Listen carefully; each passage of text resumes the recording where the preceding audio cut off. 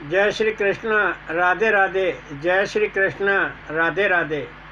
जय जय अभिराम श्याम श्याम जय जय अभिराम श्याम श्याम जय जय अभिराम श्याम श्याम जय जय अभिराम श्याम श्याम जय जय अभिराम श्याम श्याम जय जय अभिराम श्याम श्याम जय जय अभिराम श्याम श्याम जय जय अभिराम श्याम श्याम। सुखदेव जी वर्णन करते हैं कि राजन, यह पंचभूत देह एक वृक्ष है और इस वृक्ष की 3 जड़ें हैं, सत्व रज और तम। ज्ञान पाने के लिए 5 साधन हैं, रसना, नाक, त्वचा, चक्षु और श्रोत।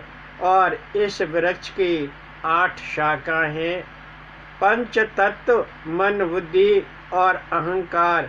और इस वृक्ष के 9 द्वार हैं, 2 कान, 2 आँख, 2 नाक, मुख, गुदा और मूत्र का। सुखदेव जी वर्णन करते हैं कि राजन, इस वृक्ष पर केवल और केवल 10 पत्ते ही लगते हैं। वह 10 पत्ते कौन हैं? प्राण, अपान, व्यान, उदान, समान, कृकल, कूर्म, नाग, धनंजय और देवदत्त। और इस देह रूपी वृक्ष पर 2 ही फल लगते हैं, सुख और दुख। और हाँ, इस देह रूपी वृक्ष पर 2 ही जीव निवास करते हैं, 2 ही पक्षी निवास करते हैं, एक जीव और एक ईश्वर। सुखदेव जी वर्णन करते हैं कि राजन, सदैव वृक्ष की जड़ में पानी देना चाहिए। यदि उनके पत्तों पर पानी दिया तो उसे कोई लाभ नहीं होता, वो कल्याणकारी नहीं होता। कहने का अर्थ है कि भगवान का ही भजन ध्यान करना चाहिए, श्री कृष्ण का ही नामोच्चारण करना चाहिए और उन्हीं का दर्शन करना चाहिए, क्योंकि भगवान श्री कृष्ण ही परम मंगलकारी हैं। उनका नाम और उनका रूप ही मंगल का देने वाला है। इसलिए किसी अन्य देवी देवताओं की पूजा करेंगे तो वो सांसारिक सुख तो दिला सकते हैं, परंतु मोक्ष नहीं दिला सकते, क्योंकि मोक्ष के देने वाले तो केवल भगवान श्री वासुदेव ही हैं। इसलिए इस वृक्ष की जड़ में पानी देना चाहिए, अर्थात भगवान श्री कृष्ण का ही भजन ध्यान करना चाहिए, क्योंकि इस वृक्ष को भगवान श्री वासुदेव ने ही उगाया है और वही इसका लालन पालन करते हैं। उन्हीं के सानिध्य में यह पोषित होता है।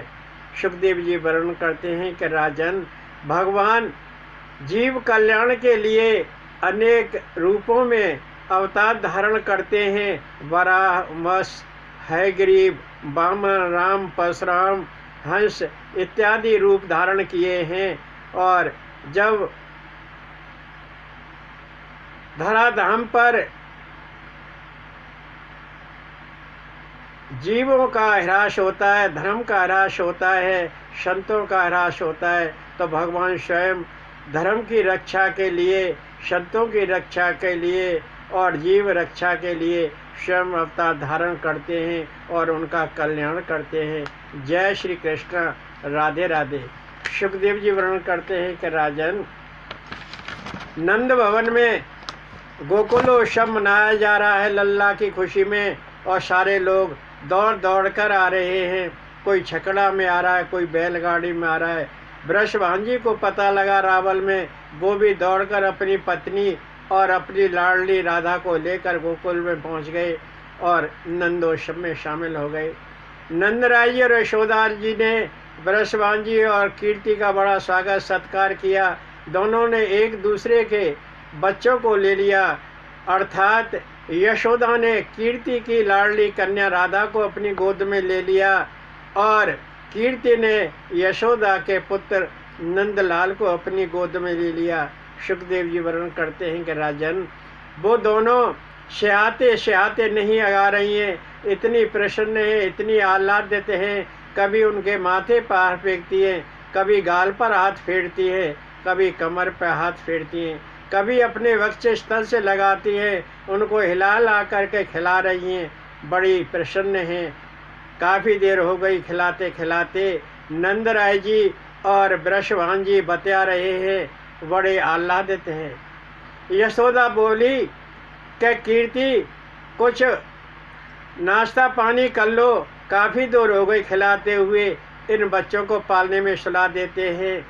कीर्ति ने लाडले नंदलाल को पालने में सुला दिया और उसी पालने में यशोदा रानी ने कीर्ति की पुत्री राधा को सुला दिया, जिसने आंखें नहीं खोली थी। 1 साल से अधिक समय व्यतीत हो गया। सुखदेव जी वर्णन करते हैं कि राजन, दोनों बच्चे एक ही पालने में सो रहे हैं और वह हाथ पैर इधर उधर मार कर खेल रहे हैं। एकाएक दोनों के हाथ एक दूसरे के हाथ में आए। जैसे ही हाथों ने स्पर्श किया, राधा ने आंखें खोल दी। जय श्री कृष्ण राधे राधे, जय श्री कृष्ण राधे राधे। देखकर कीर्ति और वृषभान जी बड़े प्रसन्न हुए कि हमारी लल्ली ने 1 साल से आंखें नहीं खोली थी, हम बड़ी चिंता में थे। और गोप गुरु सांडिल जी के पास भी गए थे, उन्होंने कहा था कि यह किसी का इंतजार कर रही है, 1 साल बाद आंखें खोलेगी। आज वही दिन है, इसी दिन का इंतजार कर रही थी। अर्थ हुआ कि तेरे लल्ला का इंतजार कर रही थी। तेरे लल्ला ने इसका हाथ पकड़ा और मेरी लल्ली ने तेरे लल्ला का हाथ पकड़ा और मेरी लल्ली की आंखें खुल गईं। जय श्री कृष्ण राधे राधे। तो भगवान श्री कृष्ण क्या नहीं कर सकते, उनके स्पर्श से ही लोक कल्याण होता है, जीव कल्याण होता है। अब तो नंद भवन में उत्सव ही उत्सव मनाए जा रहे हैं। सुखदेव जी वर्णन करते हैं राजन, उत्सव का अर्थ है आनंद, और इस आनंद को देने वाले कौन हैं? ये आनंद कब प्राप्त होता है जीव को? जब जीव अपनी साम्य अवस्था में पहुंच जाता है, जीव का भगवान में ध्यान हो जाता है, तो उसे अमित आनंद की अनुभूति होती है। अब तो भगवान ने ब्रज में अवतार धारण कर लिया है और ब्रज धाम में गोकुल में क्या चारों ओर उत्सव ही उत्सव मनाए जा रहे हैं। ग्वाल वाल एकत्र होकर आए, कहने लगे कि मैया हम लल्ला का जन्म राम भक्त ले चला रे राम की निशानी। कि आज क्या है कि आज बुधवार है और बुध को लल्ला ने जन्म लिया था। तो ग्वाल वाले एकत्र होकर और आनंद उत्सव मनाने लगे।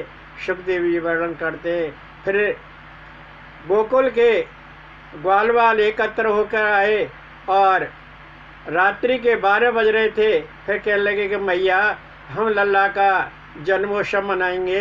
क्या अब क्या है, तुम इतनी रात में आए हो? कि मैया रात को 12 बजे ही लल्ला का जन्म हुआ था और ग्वाल वाल लल्ला का जन्मोत्सव मनाने लगे। सुखदेव जी वर्णन करते हैं कि राजन, फिर लल्ला आए, फिर लल्ला का उत्सव मनाने के लिए ग्वाल वाल आए। कहन मैया से कहने लगे कि मैया हम लल्ला का जन्मोत्सव मनाएंगे, आज क्या है? ग्वाल वालों ने कहा मैया आज अष्टमी है, लल्ला का जन्म कृष्ण पक्ष भादों में अष्टमी को हुआ था। सुखदेव जी वर्णन करते हैं कि राजन, किसी न किसी बहाने से ग्वाल वाल आते और लल्ला का जन्मोत्सव मनाते रहते। बधैया बाजे आज जशोदा के, बधैया बाजे आज जशोदा के, आज जशोदा के रियाज जशोदा के, बधैया बाजे आज यशोदा के बधैया बाजे। सुखदेव जी वर्णन करते हैं कि राजन, अब लल्ला 3 महीने के यानी 81 दिन के करीब हो गए और ग्वाल वाल एकत्र होकर आए कि मैया लल्ला का उत्सव मनाएंगे। क्या अब क्या है, क्या लल्ला ने करवट लिए, देखो ना। तो करवट लीला होने लगी। ग्वाल वाल लल्ला का किसी न किसी बहाने से उत्सव मनाते रहते। नंद भवन खचाखच भरा हुआ है और लल्ला के उत्सव का सभी लोग आनंद ले रहे। मैया ने कहा कि इस भीड़ भाड़ में मेरा लल्ला सो नहीं पाएगा और इस लल्ला को सकट के नीचे पालने में सुला देती हूँ। नंद भवन के सामने सकट खड़ा हुआ था। सकट कहते हैं छकड़ा को। छकड़ा खड़ा हुआ था, उसके नीचे मैया यशोदा ने अपने नवजात लाल को छकड़ा के नीचे सुला दिया और सकटासुर आकर उस पर बैठ गया और उस सकट को हिलाने लगा। जब हिलाने लगा तो लल्ला रोने लगा। जब लल्ला रोने लगा तो उसने हाथ पैर चलाए और लल्ला का जैसे ही पैर सकट से लगा वह सकट उलट गया। उस पर रखे दही दूध मक्खन मिठाइयाँ पकवान आदि सब बिखर गए और वो सकटासुर अपने मूल रूप में आ गया और उड़ गया। जब आवाज़ आई तो नंद भवन में से गोपियाँ दौड़ी, मैया यशोदा दौड़ी। दौड़कर बाहर देखा कि सकट उल्टा पड़ा हुआ है, उस पर रखे हुए मक्खन दही आदि सब बिखरे हुए हैं और ये किसी ने क्या कर दिया। लल्ले को जल्दी जल्दी उठाया कि लल्ले को कुछ हो तो नहीं गया। तो वहाँ प्रत्यक्षकारी बच्चों ने कहा कि मैया कुछ नहीं हुआ, लल्ला का पैर इस सकट में लगा था और सकट उलट गया। सुखदेव जी वर्णन करते हैं कि मैया ने घर ले जाकर गोमूत्र से लल्ला को स्नान कराया, गोरज उसके माथे पर लगाया, काला टीका लगाया, उसकी दीठ उतारी क्या कहीं कुछ हो तो नहीं गया है। राजा परीक्षित ने पूछा कि महाराज यह सकटासुर कौन था। सुखदेव जी वर्णन करते हैं कि राजन यह सकटासुर शाप से बना था। लोमस ऋषि के शाप से यह सकटासुर बना था। यह हिरण्याकश का पुत्र उत्कच था। एक बार उत्कच लोमस ऋषि के आश्रम में चला गया और पैरों से उसके बगीचे में पेड़ों को कुचल दिया।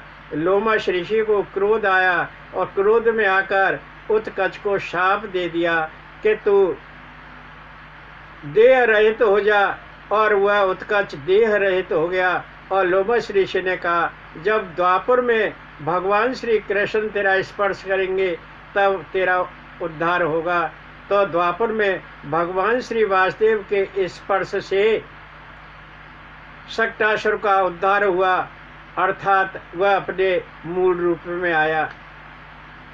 गोकुल में उत्सव पे उत्सव मनाए जा रहे हैं। नंद भवन में तो रोज ही उत्सव मनाए जा रहे हैं। मैया ने एक दिन किया कि लल्ला को दरवाजे पर ले जाकर, नंद भवन के दरवाजे पर ले जाकर और पालने में सुला दिया। और नंद भवन में लल्ला के उत्सव मनाया जा रहा है। खचाखच भरा हुआ है नंद भवन।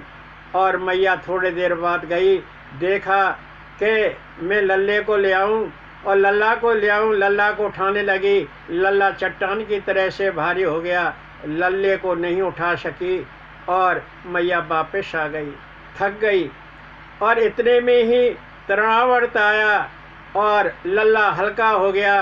तृणावर्त बड़ा बमंडल वायु रूप में आया और लल्ला को उड़ाकर आकाश में ले गया। लल्ला ने उसका गला पकड़ लिया तृणावर्त का और वो चीखने लगा मुझे छोड़, मुझे छोड़। लल्ला ने उसको नहीं छोड़ा। उसकी आंखें उलट गईं और वह नीचे गिर गया और उसके प्राण पक्षी उड़ गए। जब आवाज़ हुई तो दौड़कर गोपियाँ गई, मैया यशोदा गई, देखा कि लल्ला एक विशाल काय शव के ऊपर खेल रहा है। लल्ला को उठाया, गोमूत्र से नहलाया, गोरज उसके माथे पर लगाया, काला टीका लगाया, उसकी दीत उतारी कि पता नहीं रोज कुछ न कुछ हो जाता है। उस दिन शक्टासुर से बचा था, आज ये तृणावर्त आ गया। राजा परीक्षित ने पूछा कि महाराज यह तृणावर्त कौन था? सुखदेव जी वर्णन करते हैं कि राजन, यह पांडु देश का राजा सहस्राक्ष था। एक बार सहस्राक्ष राजा अपनी रानियों के संग नर्मदा नदी में विहार कर रहा था और इतने में ही दुर्वासा ऋषि उधर से गुजरे। दुर्वासा ऋषि को देखकर रानियों ने तो वस्त्र धारण कर लिए, लेकिन सहस्राक्ष ने वस्त्र धारण नहीं किया और दुर्वासा ऋषि ने सहस्राक्ष राजा को शाप दे दिया कि तू वायु रहित हो जा और तू असुर बन जा। तो वही सहस्राक्ष जो पांडु देश का राजा था वो तृणावर्त बना और लोमश दुर्वासा ऋषि के शापवश वो तृणावर्त बना। और दुर्वासा ऋषि ने कहा कि द्वापर में भगवान वासुदेव के स्पर्श से तेरा उद्धार होगा। अब भगवान के स्पर्श से उस तृणावर्त का उद्धार हुआ। जय श्री कृष्ण, राधे राधे। मैया ने इस प्रकार अपने लाला को 3 बार संकट से उभरते हुए देखा। एक बार पूतना आई, एक बार शक्टासुर से बचा और तीसरी बार तृणावर्त से बचा।